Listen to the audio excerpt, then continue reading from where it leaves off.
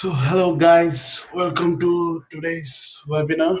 Today we are going to discuss about the unit name for FNSACC405, maintain inventory records, and we are just going to discuss the assessment 1 and 2. So this is basically a course for both of the course for certificate for business and certificate for bookkeeping. So this is the new unit. We finished the old unit. Some of you haven't sent me the assessment. Can you please send me the assessment or your trainer of Sana as soon as possible? Okay, so let's start from today's assessment. What do you understand by the maintain inventory records? Inventory, what is inventory? So for like companies, let's say I'll give you an example. Let's say Woolworths, Coles, all these big companies, they sell products, right? They're not giving any service, they're selling products. So these products, what are they selling to the customers are inventory for them. And for big companies like again Woolworths, it's very hard, right, to maintain their inventory records, because they need to actually properly know about their inventory and when they have to order for the new one. Let's say if in the stock there's just only one inventory, they don't know about that inventory. So what's going to cause them? Customer are going to come, they can't buy, so they're going to lose some money, and also it's not good for their reputation. So these all companies, their main business is to just maintain the inventory for the customers.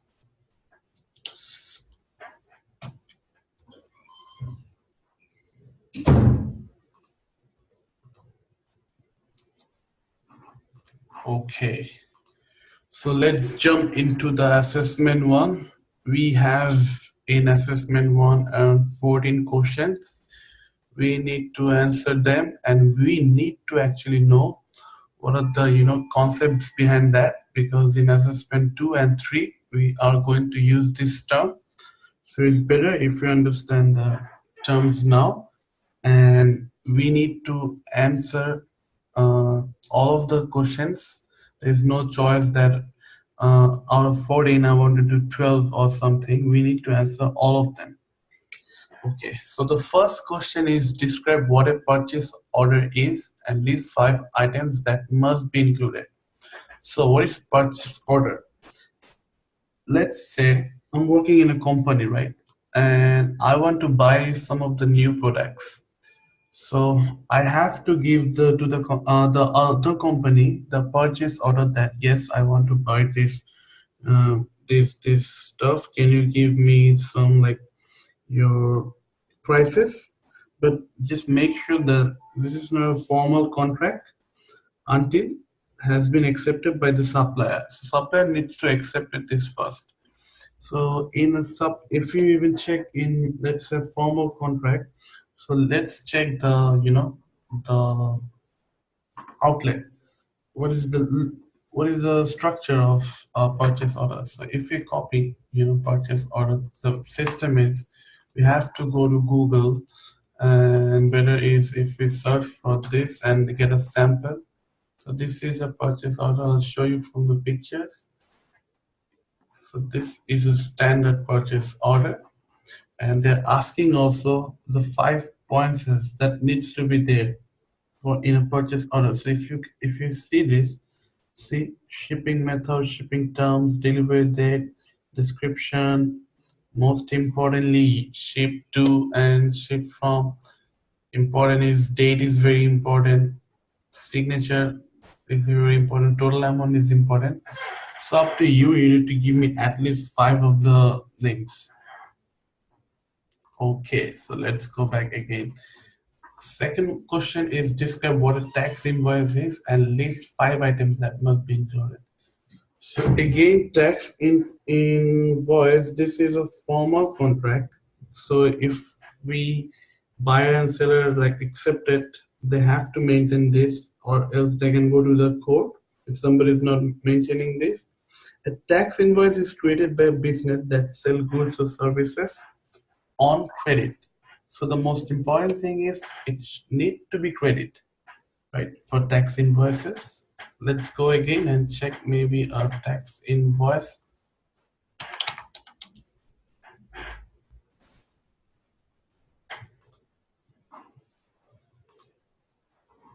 So this is a tax invoice. This is almost same like purchase order. So again, we need to have description, sale number, unit price, quantity, total amount, to invoice number. So this is pretty much same, but the title is different, and we use this for different purposes.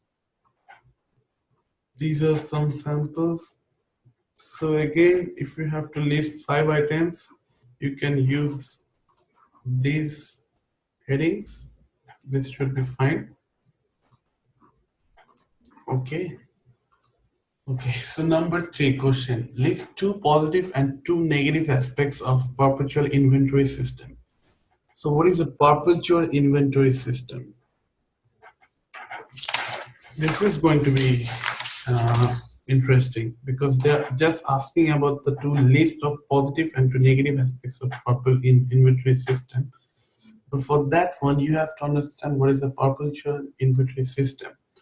Just like I discussed in the, before we're going to start, I discussed that we need like companies, big companies like Woolworths, Coles, they need to maintain, the inventory tracks. And for them, it's very hard, right? For some of these companies like Woolworths, it's very hard to actually physically count those inventories. For that, they have a system, a computerized system. They can actually just is very easy if you're somebody's buying some stuff. They just need to take the barcode, and the computer will actually maintain these tracks. And if it's perpetual, so they can actually get every day. Let's even like till 5 p.m. or what is the sales? They can even get these sales, right? Very easy. So what is 2 positive and 2 negative aspects? So from my point of view, I think positive side is provide a continuous up-to-date record of business inventory. Yes. And enables automatic reordering of inventory items. So let's say if you don't have to worry about these products also inventory, because the computer automatically will generate the mails. They can even send it to the suppliers. You just need to just check this, that if the computer is doing the right thing. It's an easy job. You don't have to take the pressure to count those stuff and always need to think about what is it's going to be next. So this is a very effective way. But the negative aspect is that it could be very expensive, right? Because this is a whole system. You need to generate a whole system of computer, and it is really very time consuming to maintain. Again, time consuming that, let's say somebody haven't done the barcoding on like this, and you need to actually know what is going to happen to, let's say somebody steal a stuff. So it's really hard, right, to calculate. And for periodic inventory system, so the concept of periodic inventory system is they normally count all the inventories, let's say end of the month. End of the month, maybe in 30 or 31st, they have all the members, or maybe 2 3 members, they physically go and check every inventories. So advantage, exactly, this could be cheap because we are not maintaining any computerized systems, so just only the people, the labor cost. Simpler system to administrators. It's very simple for even new people who don't understand the system. It's very simple. Everyone knows how to calculate and how to count. Easy to record. And negative aspects could be physically inventory needs to be conducted more often. So it's a hectic job. Physically, it's like it's physically it's challenging. Not mentally, but yes, physically it's challenging. and there is no real-time record of the inventory. So I just said that we are going to do this every month. So if somebody wants to know about the, let's say, what is the 1 week sales or something, we can't do this because we are not maintaining this every week. So that's the problem. What sort of business is periodic inventory system most suited to? So periodic system is, I think, for very small companies, because those companies are big. It's hard for them to calculate. So they should have a perpetual system. But for small companies, you don't actually have to buy software like this to invest on this software. So it's better to maintain a periodic inventory system. And a business with low turnover of inventory. Even some big companies, they might not be, their main service is, maybe their main products are very different. So maybe they don't have to maintain an inventory system, perpetual inventory system, because their turnover is very low. List the aggregates that defines the cost of inventory as defined in the ASB standard 102. So we need to know the ASB standard 102. Let's check here.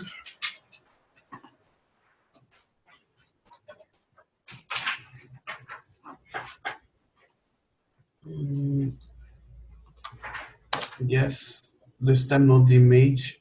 So this is the standard for Australian government for inventories. If you read this, you will actually get some ideas about the whole process. But the answer is from, I think, from my point of view, it should be the cost of the purchase, the cost of the conversion. What is subtracted from product selling price to calculate net realizable value? So net realizable value is the estimated process of sales. So total sales minus all further costs. All further costs. So for any sale, we need to spend some of the money, like completion with the product costs, then minus all marketing costs. We need to do marketing for all this stuff. Everything, distribution cost, everything should be minus. Define the first in, first out inventory valuation method. Okay, so first in, first out inventory valuation method. This is called the FIFO method. They're assuming that the product which is coming first, we are going to sell it first. This is the normal procedure. Let's say you buy one product on 1st January, and you also maybe, let's say, going to buy one product on 5th January, right? So we are assuming when you're going to sell your products, first you're going to sell the 1st January's product and then 5th January's product. Why? Because even in some companies, again, I'm going to give you example on Woolworths. Like for Woolworths, these companies, they have a lot of inventories, which there's some date, expiring dates, everything. So it's better if you sell the first item first. What is the formula? Next is, what is the formula used to calculate average inventory for a business that uses the periodic inventory system? This is a very simple one. The formula should be opening inventory plus closing inventory divided by 2. Why 2? Because opening and closing, it's 2 numbers, so it should be divided by 2 to get the average. How can we accurate reorder to point ROP benefit a business? ROP. What is ROP? Reorder point. That means we actually need to know.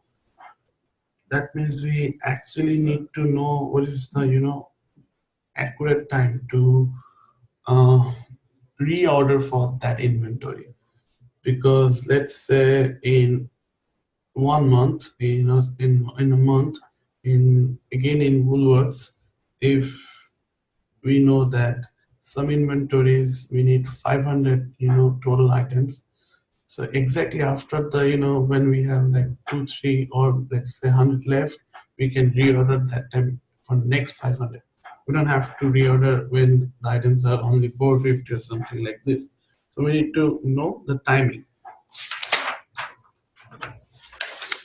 11 number question. So define the economic order quantity EOQ and explain how an accurate EOQ can benefit a business.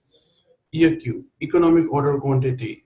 That means it's same thing, almost same thing like ROP, but EOQ is we need to be economically. We need to think that, let's say we have a big store, we have a big store, but we don't want to, because we don't want to, let's say, keep the products in our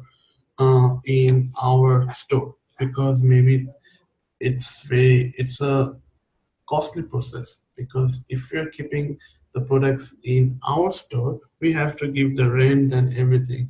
So economically, if you think, it would be better that we order the products in the last moment, so that we don't have to keep them in our store and give the rents. The main question is, response should give one of the following. So EOQ is the order quantity that minimize inventory cost to ensure that there is always enough inventory on hand to satisfy sales requirements, to keep only the latest possible inventory on hand to keep inventory costs low. Number 12 question, list the values that are used to calculate products EOQ. So just, you need to find out the values. So it should be setup cost, I think, yeah. The demand rate, production cost, interest rate. Number 13, list 5 costs that are considered to be inventory cost. So you need to, it's very easy, the cost for inventory cost, the cost of physically placing and receiving orders, insurance for the inventory, all this cost. You need to give me at least 5. These 5 items usually included in the inventory report. This is important. We need to search in Google about the inventory report and need to find out the 5 items. Maybe let's say stock keeping unit, reorder point, reorder quantity, item description, quantity and unit. So yes, this assessment, by the time you know that how to answer this assessment, we discuss about these parts, we need to at least give one paragraph for each of these questions, and the main points should be there. So what I discuss, these important points should be there. There is no other option that you can give only 10 or 12 questions answer. You need to give them all. Assessment task 2 is provided to students.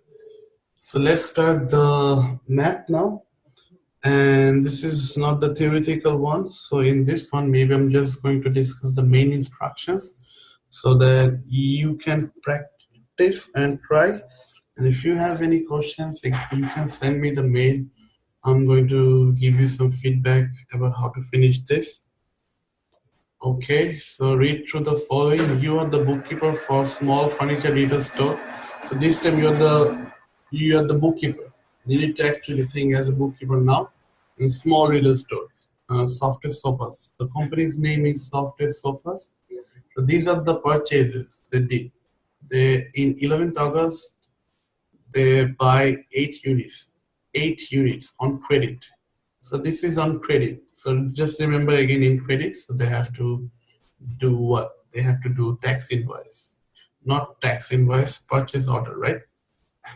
But in cash, they don't have to do purchase order.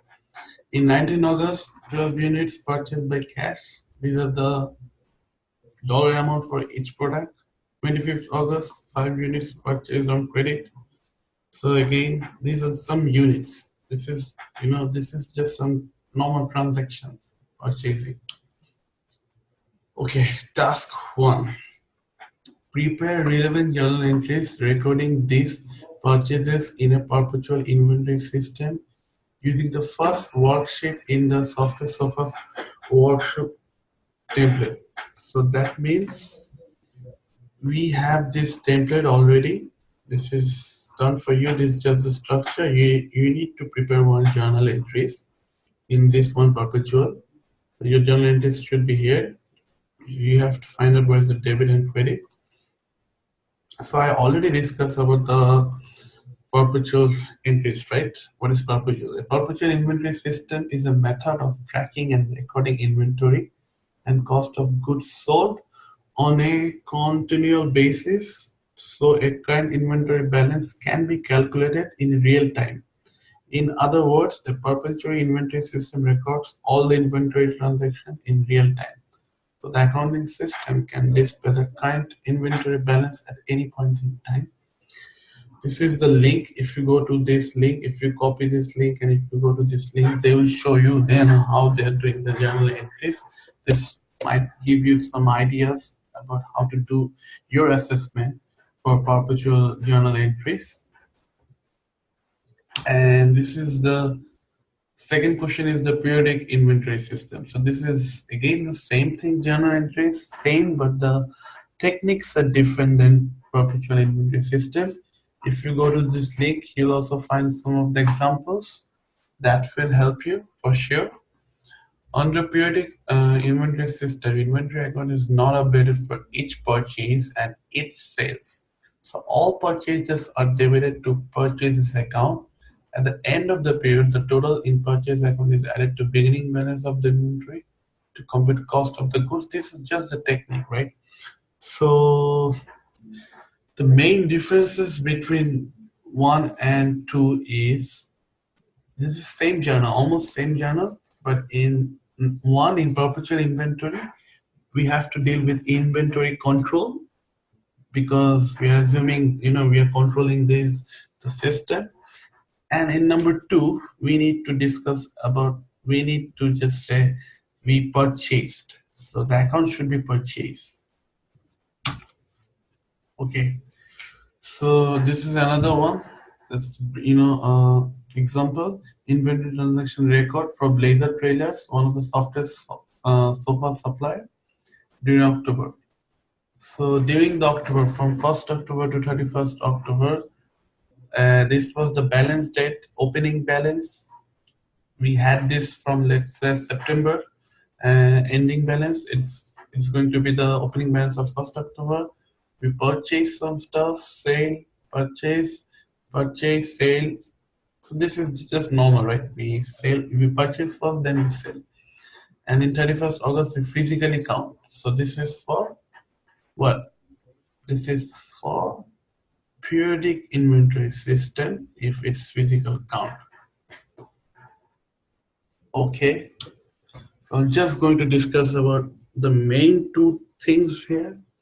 In number three, prepare the inventory subsidiary ledger account, inventory card for Blazer trailer using the weighted average costing method in the third worksheet in the software source workshop template. That means the weighted average cost, or in short we say WAC method, that uses a weighted average to determine the amount that goes into COGS. That means cost of goods sold and inventory. The weighted average cost method divides the cost of goods available for sale by the number of units available for sale. The WAC method is permitted under both GAAP and IFRS accounting. So WAC is very famous. The GAAP means the general and the IFRS accounting. They both actually support this system, and this is very famous. So WAC per unit, WAC per unit. This is the formula. And if you go to this below link, you can again get some ideas about how some sample journal entries. This will help you to not journal entries, some sample methods that will help you to get the proper view. And in number four, prepare the inventory subsidiary ledger account for Blazers. So this is the FIFO method. We discussed this about the topic in assessment one. Yes. So if you go to this link, we are going to get some ideas on the journal entries. Yes. So I'm going to show you the Excel file. So this is the Excel file. You need to go to here. So under in one Excel file, we have perpetual, periodic, weighted average, and FIFO. So this is journal entries for perpetual and periodic. Same. And weighted average capital, this is the card, inventory card. The date starts from here, 31st October to finished. So all this transaction you need to put, and you need to maintain this. You need to find out the purchase, sales, and balance. And for FIFO also, same thing, purchase, sales, and balance. It's very easy. You just need to maintain the methods and just need to follow the transaction. That's it. And in last part, just need to find out the inventory turnover and number of days. So this is the formula. I think you can also try to find out from Google about these formulas. That's very easy job. This is the case here. So from this case, you need to find out these two formulas. And after this, you need to send me the mail of everything from assessment 1 to 1 and 2. But this is separate. This email is for separate for assessment 2 only, but you need to send me both of the assessment. And for assessment 2, this email, your email should be grammatically correct. You need to maintain the appropriate structure, all this stuff. So that's it. So I'm hoping that we finish from assessment 1 and 2, and we all can do this. This is not a hard task. And next thing we're going to do the assessment 3. So please guys, send me emails if you have any problem, and I'll try to get back to you as early as possible. So thank you.